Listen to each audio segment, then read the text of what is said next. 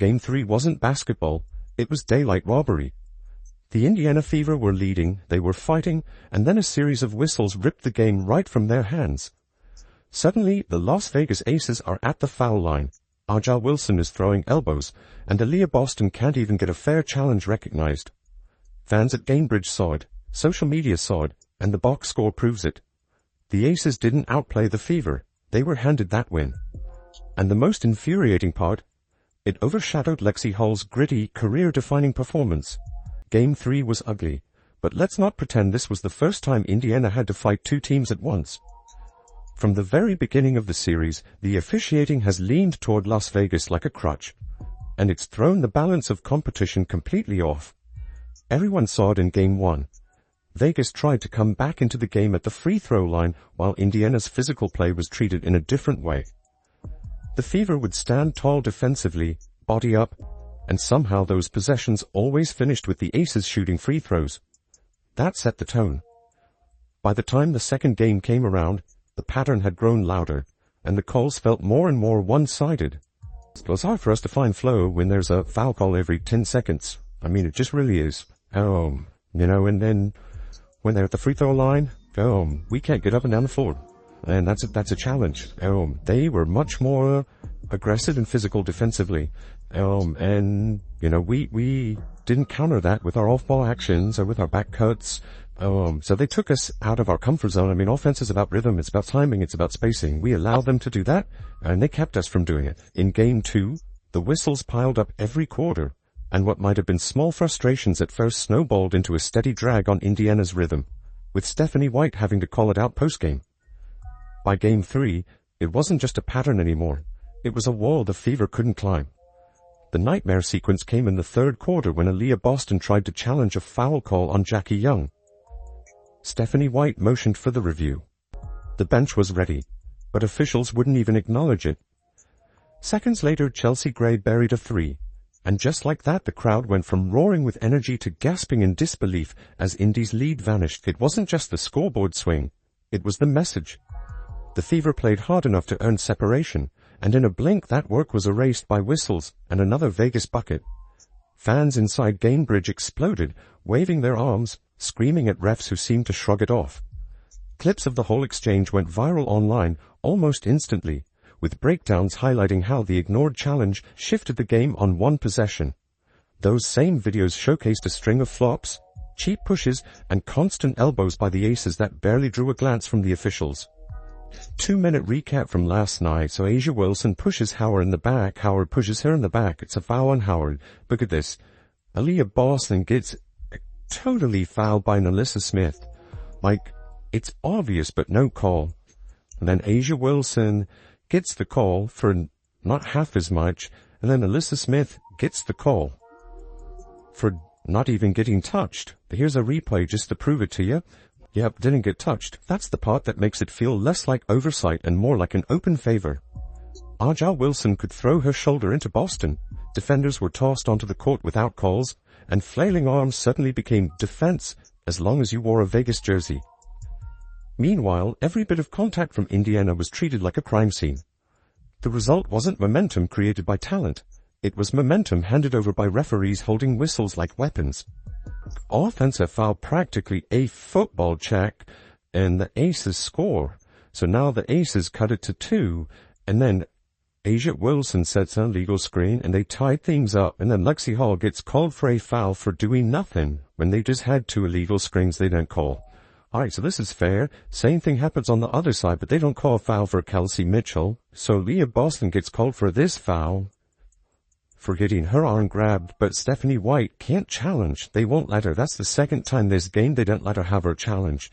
And then A'ja Wilson starts acting like a big baby, and while that might have crushed the morale of a lesser group, one Fever player decided this game wouldn't just be about bad calls, because Lexie Hull made sure of it. How often do you see a player who probably shouldn't even be on the court nearly change the direction of an entire playoff series? That's what made Lexie Hull the real headline of Game 3. She wasn't supposed to be out there at all. After aggravating her back in the opening game of this series, she came into Friday listed as questionable. Practice was limited, her movements looked stiff even in warm-ups, and you could tell fans weren't expecting much. But instead of logging a few minutes just to give her teammates a breather, Hull turned her night into something that Fever fans will remember long after this series ends. She played through visible pain and still put together a box score that looked like it belonged to a healthy star. 16 points, 10 rebounds, 4 assists, 2 blocks, a steal. And she did it while shooting 6 of 10 from the field, including 3 triples that felt like lifelines every time Vegas tried to edge in front. Those threes mattered even more, because they tied her with a franchise playoff mark across 2 games, 8 total, which is not something many would have predicted from her coming off a questionable injury report. And she scored her playoff career high with 16 during Game 3 against the Aces. What was impressive wasn't just the numbers but how she earned them. Every loose ball, every scrambled rebound, she seemed to throw her body into plays that most injured players might avoid. There were moments when the camera caught her face twisted with discomfort, yet she still boxed out frontline players and chased rebounds that should have gone to taller aces. Diving onto the hardwood, wrestling for boards, and then somehow gathering herself to knock down shots. It gave the Fever bursts of life every time the officiating tried to deflate them. Even when the Aces were being rewarded at the stripe, Hull gave Indiana a chance to fight back simply by refusing to let possessions die. That's why the crowd connected with her so strongly. Fever fans knew what they were watching, a player putting her body on the line because her team needed her. And that's what makes the entire night feel so wrong. On the same night Lexie Hull gave Indiana her best playoff game ever, all anyone could talk about were the whistles that turned the scoreboard upside down. That kind of effort deserved the spotlight, but instead it got buried under controversy. Maybe that's why Hull feels like the perfect representation of this Fever squad. Beaten down, underestimated, but refusing to give in. And if she was the picture of grit, then what does it say about Vegas that their biggest star barely showed up at all? Imagine being the face of the league, an MVP candidate, and going nearly 3 quarters without hitting a basket. That was A'ja Wilson in Game 3. She opened the night with a 3-pointer that looked like a preview of dominance, but then the shot stopped falling. By halftime, she was an astonishing 1 for 11 from the field, finishing the night at 6 for 20. That's 13 points on 20 attempts, which isn't just subpar by her standards, it's flat out bad for any starter in the WNBA. Instead of bullying inside the paint or setting the tone like she's known for, she drifted outward, settled for contested fadeaways, and looked visibly frustrated as Aaliyah Boston forced her into uncomfortable shots over and over again. Despite Wilson's struggles, Vegas walked away winners. That's the part that really grates on fans. The Aces didn't need A'ja to play like herself because everything else kept breaking their way, whether by whistles or by teammates stepping up. Jackie Young carried them with 25 points, nailing momentum-shifting shots whenever the Fever tried to claw back. Chelsea Gray added a steady 15, hitting both jumpers and tough lay-ins when the offense stalled. And Melissa Smith, we've seen her inconsistency over stretches this season, segued into making plays on both ends that stacked up when the Aces needed it. So while their supposed superstar was clanking shot after shot, everyone else pieced together enough baskets to ride the benefit of officiating back into control. What adds insult to all of this is the way media covered it. Wilson's box score tells a clear story of struggle, but plenty of outlets either padded the narrative with her all-around impact, rebounds, blocks, some assists, or shifted praise to the Aces' depth. What got lost in translation? The reason she was so ineffective in the first place. Aaliyah Boston was hounding her every possession, denying easy space, and forcing her into the types of awkward shots that make efficiency impossible. When a league MVP shoots 30% on 20 tries, that's more than just an off night. That's elite one-on-one defense that deserves recognition. At the same time, Wilson still managed to affect the game physically, just not in ways that earned respect. There were elbows underneath, undercuts on box outs, and long arms thrown carelessly into Indiana players that almost never drew a whistle. And the Aces kept benefiting. Becky Hammon even complained afterward that Wilson got hit too often, pointing out her single free throw attempt in 38 minutes. But the humor in that is simple. This is the same Vegas team that lived at the foul line across all 3 games. When you're sitting on more freebies than your opponent all series long, crying about calls rings hollow. Thought she got hit a lot tonight. To shoot 1 free throw in 38 minutes. I know they told me not to say anything, but I can. The truth is, Indiana bottled up A'ja Wilson. They did the job you're supposed to do against the league's best player, and they still ended up losing because whistles softened the blow.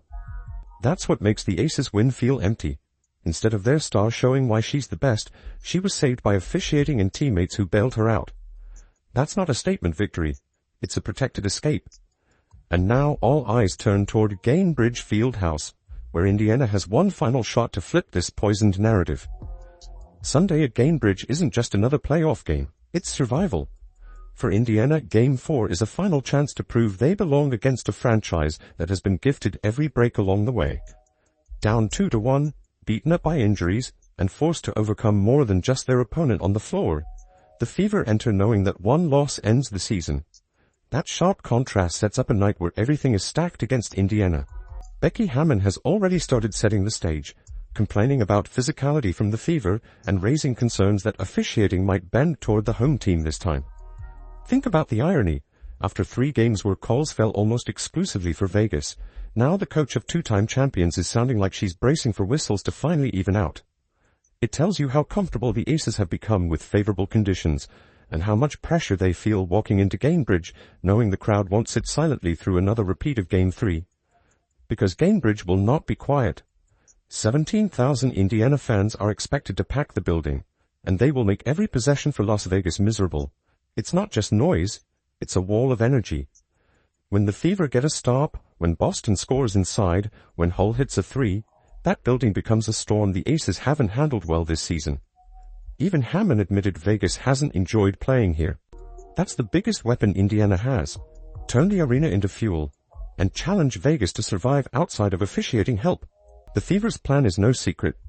Push the tempo right away, get Boston touches down low, and force Wilson to defend without bailing her out at the stripe. Establish Kelsey Mitchell early after her rough Game 3 because her scoring stretch is the difference between trading baskets and building leads. And Hull, her performance last time out, can't just be an outlier. She's playing through injury but became a heartbeat for the team. Carrying that momentum again would swing not just the scoreboard but the spirit of the roster. Vegas has cracks, even as a champion. Wilson's confidence is thin after being locked down. Jackie Young is carrying too much of the load. Depth that looks fine at home hasn't faced a playoff environment like Gainbridge at full volume. If Indiana attacks those weak points, this series shifts dramatically. Game 4 isn't about survival only. It's about sending a message for what's coming next season when Caitlin Clark returns, and the Fever's core grows sharper. The Fever didn't lose Game 3, they had it stolen. Indiana built a lead, played strong defense, and then watched the refs turn the game into free points for Las Vegas. That's not basketball, that's interference. Game 4 is now bigger than survival. It's about exposing how hollow those Aces wins look when the whistles don't bail them out. If Hull fights through pain again, if Mitchell heats up, if Boston keeps punishing Wilson inside, Gainbridge can erupt into chaos. Add 17,000 fans to that mix, and this series shifts. Indiana's season isn't finished, it's just about to get louder.